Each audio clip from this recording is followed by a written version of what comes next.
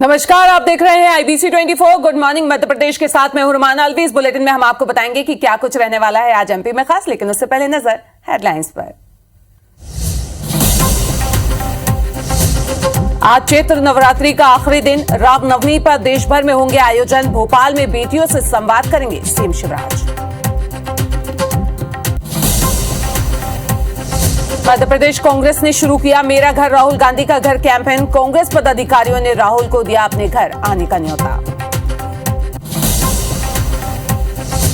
MP में 5 IPS अफसरों का प्रमोशन। तरण नायक, अमित सिंह, ओम प्रकाश त्रिपाठी, सुनील जैन और सविता सुहाने बने डीआईजी। मध्य प्रदेश में आज निकलेगा स्वच्छता मार्च। सफाई कर्मी, समाज सेवी और स्कूली छात्र रैली में होंगे शामिल। नगरीय निकायों को संदेश देने की पहल। Headline is brought to you by Sri Narayana Hospital, Devendra Nagar, Raipur and Balco Medical Center, Atal Nagar, Nava Raipur.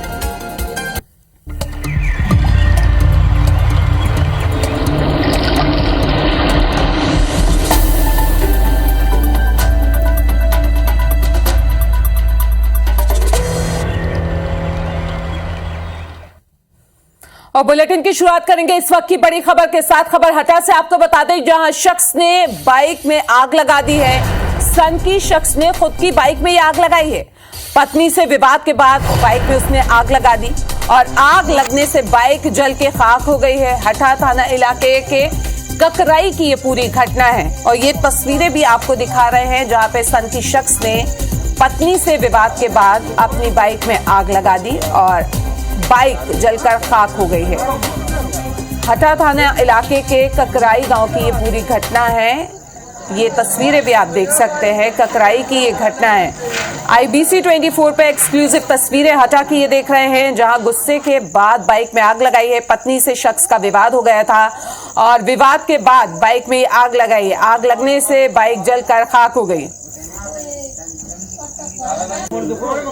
और ज्यादा जानकारी के लिए हमारे संवाददाता नरेश हमारे साथ जुड़ गए फोन लाइन पे। नरेश, क्या था पूरा मामला? ये देर रात हटा थाना क्षेत्र के ककराई इलाके का मामला है, जहां यह बाइक में आग लगी हुई है। सूचना पर हटा थाना पुलिस मौके पर पहुंची, लेकिन जब तक जो बाइक है वो पूरी तरह जलकर खाक हो गई थी।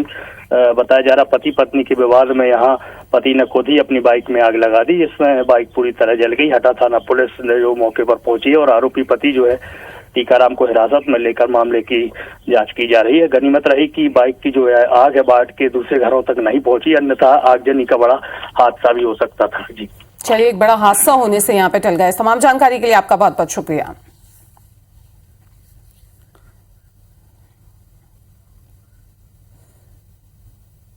तो वहीं ग्वालियर में पुराने विवाद के चलते कुछ बदमाशों ने एक शख्स के घर के बाहर हवाई फायरिंग करके दहशत फैला दी। फायरिंग की यह घटना घर के बाहर लगे सीसीटीवी कैमरे में कैद हो गई है, जिसमें दिख रहा है कि कैसे 2 बाइक पर बदमाश आते हैं सवार होकर और फायरिंग शुरू कर देते हैं। बताया जा रहा है कि पीड़ित और बदमाशों के बीच पुराना विवाद चल रहा था। मामला कोटेश्वर रोड नुमाहाला का बताया जा रहा है। वहीं पुलिस ने सीसीटीवी फुटेज के आधार पर एक आरोपी की पहचान कर ली है और दोनों आरोपियों के खिलाफ मामला दर्ज कर लिया है।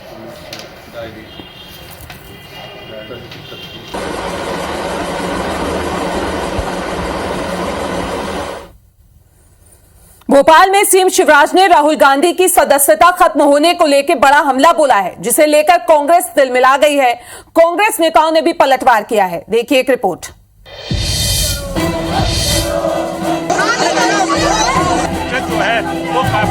राहुल गांधी की सदस्यता खत्म होने और उनसे सरकारी बंगला खाली कराने के नोटिस को लेकर कांग्रेस जगह जगह पर प्रदर्शन कर रही है। कांग्रेस के दिग्गज नेता प्रदर्शनों में अगुवाई कर रहे हैं और बीजेपी को कोस रहे हैं। वहीं सदस्यता खत्म होने को लेकर बीजेपी भी कांग्रेस पर हमलावर है।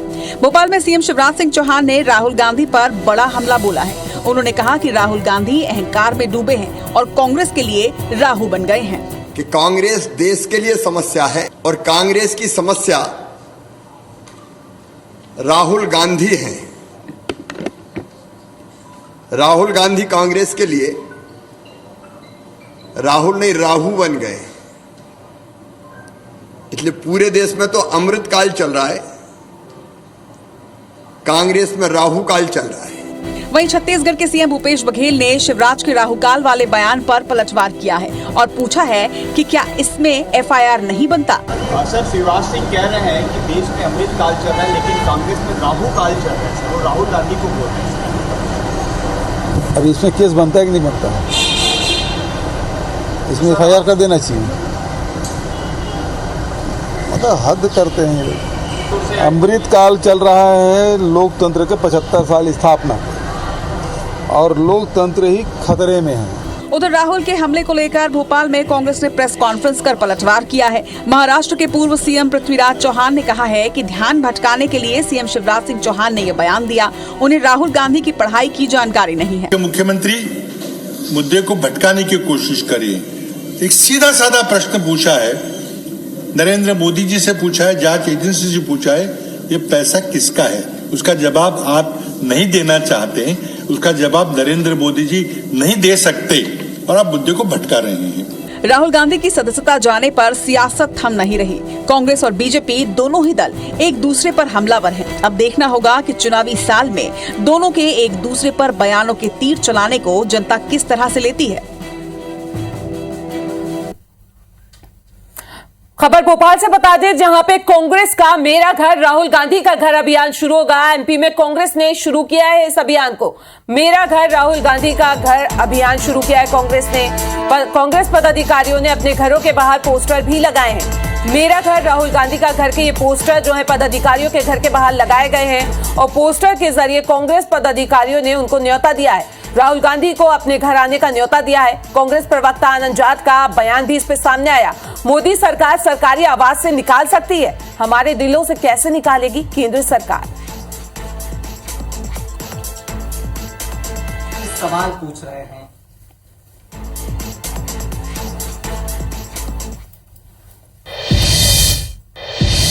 बीजेपी के विपक्ष की एकजुटता को सारे भ्रष्टाचारियों को एक मंच पर बताने वाले बयान पर सियासत शुरू हो गई है।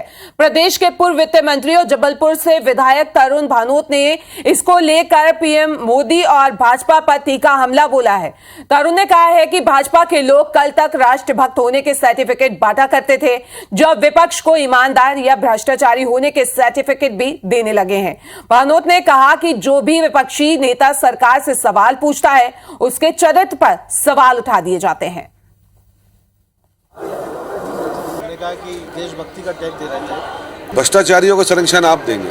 आप ये कहकर सत्ता में आए थे कि हम भ्रष्टाचार भगाएंगे, पर आपने काम क्या चालू किया सत्ता में आने के बाद कि जिनने हजारों लाखों करोड़ों रुपए का भ्रष्टाचार किया उनको बचाने के लिए हिंदुस्तान से बाहर भगाना चालू किया। तो इनकी कथनी और करनी में कोई समानता नहीं। इनसे पूछिए, ये करोड़ों अरबों रुपए के आपके कार्यालय कहां से बन रहे हैं, जब यहां पे महंगाई से लोग परेशान हैं।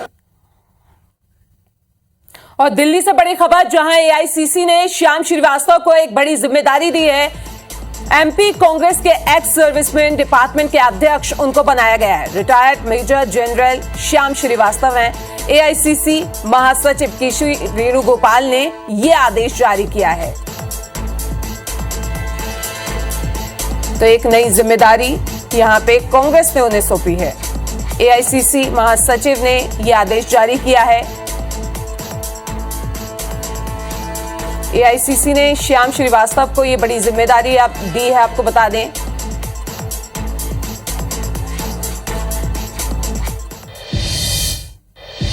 मध्य प्रदेश में आम आदमी पार्टी में प्रदेश अध्यक्ष का ऐलान होते ही आपसी खींचतान भी अब शुरू हो गई है। पुराने नेताओं को एक एक करके पार्टी से बाहर किया जा रहा है। नए पदाधिकारियों की नियुक्ति यहां पे हो रही है और इसे लेकर पुराने कार्यकर्ताओं में विरोध भी लगातार बढ़ रहा है। बीते दिनों मध्य प्रदेश के नगरीय निकाय चुनाव में तीसरी बड़ी पार्टी बनकर उभरी आम आदमी पार्टी में विधानसभा चुनाव से पहले ही कार्यकर्ताओं में नाराजगी देखने को मिल रही है। गुटबाजी और सिर फुटअव्वल जैसे हालात बनते हुए नजर आ रहे हैं। इसका मुख्य कारण नई प्रदेश अध्यक्ष रानी अग्रवाल की नियुक्ति के बाद नवगठित कार्यकारिणी को माना जा रहा है, जिसमें पुराने कार्यकर्ता यानी कि फाउंडर मेंबर को भी दरकिनार किया गया है। आम आदमी पार्टी के कार्यकर्ताओं की नाराजगी केवल भोपाल में ही नहीं बल्कि प्रदेश के दूसरे जिलों में भी देखने को मिल रही है। पार्टी के पुराने नेताओं का मानना है कि पिछले दिनों दिल्ली से जो टीम केजरीवाल ने सर्वे करने के लिए एमपी में भेजी थी, उसने केंद्रीय कोर कमेटी को गलत जानकारी दी है।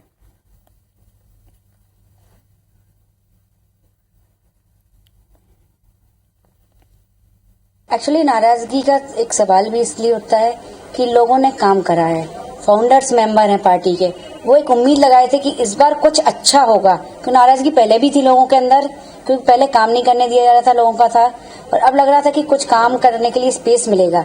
लेकिन जब जो जमीनी तौर पे काम करते हैं और जब उन्हें स्पेस नहीं मिलता है तो नाराजगी तो उठना जायज है। नई कार्यकारिणी जो आज गठित हुई है, इसमें किस प्रकार के लोगों को ऊपर के लोगों ने या यहाँ जो एजेंसी नियुक्त की गई थी उस एजेंसी ने किस मापदंड से यहाँ पर जिलाध्यक्ष और जो दूसरे पदाधिकारी हैं उनको नियुक्त किया है, तो मेरे समझ में ये नहीं आया अभी तक कि ये किस मापदंड से इन्होंने यहाँ पर जिलाध्यक्ष को नियुक्त किया है। 1 अप्रैल को प्रधानमंत्री नरेंद्र मोदी मध्य प्रदेश के दौरे पर आ रहे हैं। भोपाल में तीनों सेनाओं की एक अहम बैठक होने जा रही है। इस बैठक में पीएम नरेंद्र मोदी थल सेना, जल सेना और वायु सेना के अध्यक्षों के साथ संवाद करेंगे और सेनाओं की आगामी रणनीति यहां पे तैयार करेंगे। साथ ही PM Modi Kamlapati railway station पर वंदे भारत एक्सप्रेस ट्रेन को हरी झंडी भी दिखाएंगे। मोदी के दौरे को लेकर सीएम शिवराज ने यहां पे खुशी जाहिर की है।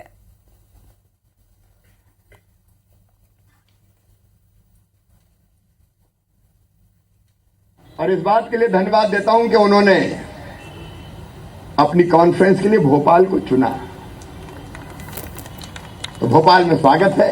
आज शाम को शायद तीनों चीफ हमारे आ जाएंगे और कल रक्षा मंत्री जी भी आने वाले हैं फिर, और 1 तारीख को प्रधानमंत्री जी भी आने वाले हैं।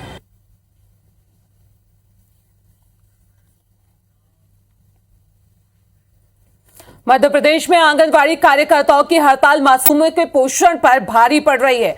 प्रदेश की 70,000 आंगनबाड़ियों में बीती 15 मार्च से ताले लटके हुए हैं और आशा उषा कार्यकर्ताओं सहित हड़ताली अमला सरकार से आर पार की लड़ाई लड़ने के लिए मैदान पर है। देखिए जबलपुर से यह खास रिपोर्ट।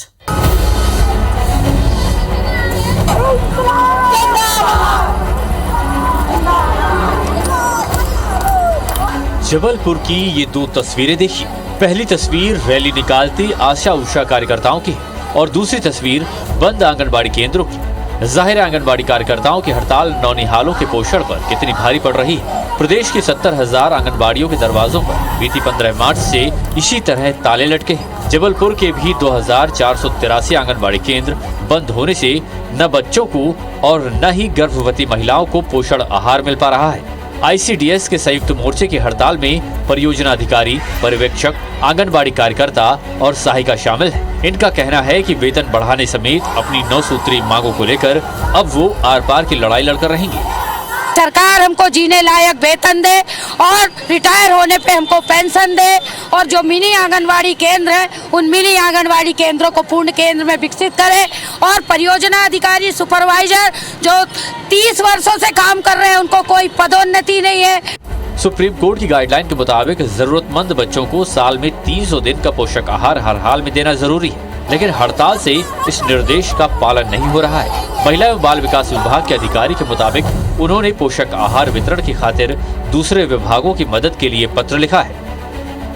राज्य सरकार ने फिर उसके लिए एक निर्देश जारी किया हुआ है तत्काल में कि जो पोषण आहार व्यवस्था किसी प्रकार से बाधित ना हो, क्योंकि सुप्रीम कोर्ट की गाइडलाइन है कि 365 दिन हमको हर हालत में बच्चों को पोषण आहार प्रोवाइड कराना है। 300 दिन का उनको पोषण आहार देना है उनको। नौनिहालों को कुपोषण से बचाने के लिए मध्य प्रदेश में 20 मार्च से 3 अप्रैल तक पोषण पखवाड़े का आयोजन किया जाना था, लेकिन आंगनबाड़ी कार्यकर्ताओं की हड़ताल के चलते ये पहले ही स्थगित हो गया और लगातार आगे बढ़ती हड़ताल मासूमों की सेहत पर भारी पड़ रही है। विजेंद्र पांडेय, IBC 24, जबलपुर। ब्रेक के बाद स्वागत है आपका। सतना में लाडली बहना योजना का फायदा लेने वाले लोग परेशान हैं। लोगों के आवेदन पत्र ही नहीं भरे जा रहे हैं। ऐसे में पात्र हितग्राही और उनके परिजनों ने निगम कार्यालय में हंगामा कर दिया। देखिए एक रिपोर्ट।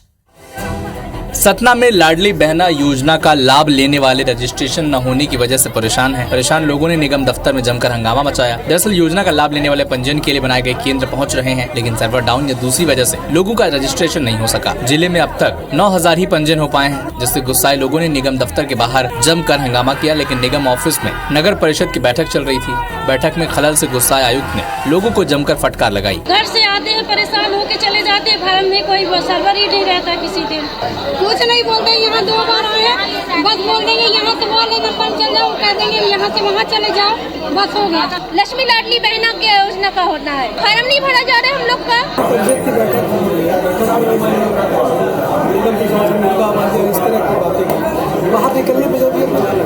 सरकार ने योजना को लेकर सभी तरह की तैयारियों का दावा किया, लेकिन अब तक लोगों के पंजीयन न होने से जनता का गुस्सा भी लाजमी है। देखते हैं शासन प्रशासन लोगों की समस्याएं किस तरह दूर करता है। नामीबिया से आई मादा चीता सियाया ने खुशखबरी दी है। सियाया ने 4 खूबसूरत नन्हे शावकों को जन्म दिया है जो एकदम स्वस्थ हैं। देखिए एक रिपोर्ट।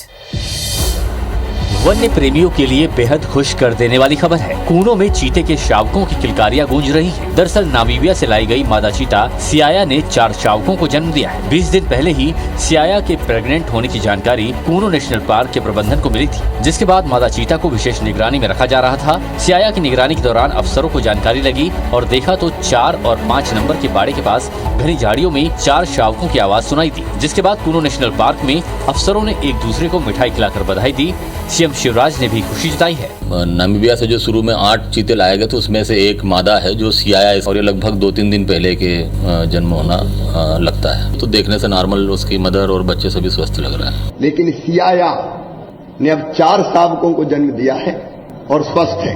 2 दिन पहले ही 4 साल की मादा चीता साशा की किडनी की बीमारी की वजह से मौत हो गई थी, जिसने कूनो प्रबंधन की चिंता बढ़ा दी थी। लेकिन इस खुशखबरी ने नई उम्मीद जगा दी है। बड़ी खबर इंदौर से बता दें, जहां पे मेट्रो प्रोजेक्ट का दूसरा चरण जल्द शुरू होगा। रोबोट चौराहे से पलासिया तक बनेगा मेट्रो ट्रैक। दूसरे चरण में बनेंगे 5 मेट्रो स्टेशन। 495 करोड़ में बनेगा मेट्रो का ये ट्रैक। 3 सालों में इसका काम पूरा हो जाएगा, ये लक्ष्य रखा गया है। तो 3 सालों में काम का टारगेट यहां पे रखा गया है। दूसरे चरण में 5 मेट्रो स्टेशन यहां पे बनना है। पलासिया तक ये स्टेशन बनेंगे। 495 करोड़ में ये ट्रैक बनाए जाएंगे। तो जल्द ही मेट्रो प्रोजेक्ट का दूसरा चरण इंदौर में शुरू हो जाएगा और 3 सालों का टारगेट यहां पे रखा गया है इस प्रोजेक्ट के लिए। मेट्रो प्रोजेक्ट का दूसरा चरण जल्द शुरू हो जाएगा। रोबोट चौराहे से पलासिया तक ये मेट्रो ट्रैक बनेगा। दूसरे चरण में बनेंगे 5 मेट्रो स्टेशन। 495 करोड़ की लागत से ये ट्रैक बनाए जाएंगे और टारगेट जो है वो 3 साल का रखा गया है कि 3 साल में ये काम पूरा हो जाएगा।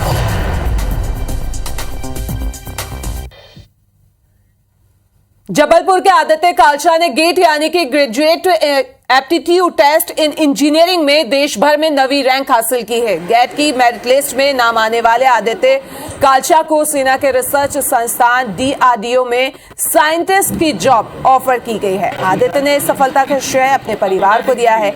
आपको बता दें कि IIT कानपुर से बीटेक करने वाले आदित्य को पहले अटेम्प्ट में ऑल इंडिया 445 रैंक मिली थी, लेकिन बेहतर रिजल्ट के लिए 1.5 साल उन्होंने कड़ी मेहनत की और दूसरे अटेम्प्ट में देश में 9वां स्थान हासिल किया। अब आदित्य UPSC का ESE एग्जाम क्रैक करना चाहते हैं। 2023 में मैंने गेट एग्जाम दिया इलेक्ट्रिकल इंजीनियरिंग से। उसमें मेरी रैंक आई है 9। फर्स्ट अटेम्प्ट मैंने इसे दिया था तो मेरी आई थी 445 रैंक ना। उसी के बेसिस पे अभी मुझे DRDO साइंटिस्ट की जॉब का ऑफर आया है लास्ट डे कल। तो या उसको ज्वाइन करने की उसको ज्वाइन करूँगा और ESE UPSC का एग्ज़ाम होता है उसकी तैयारी कर रहा हूँ। और इस बुलेटिन में अभी के लिए फिलहाल इतना ही। आगे देखिए सितारे हमारे। नमस्कार।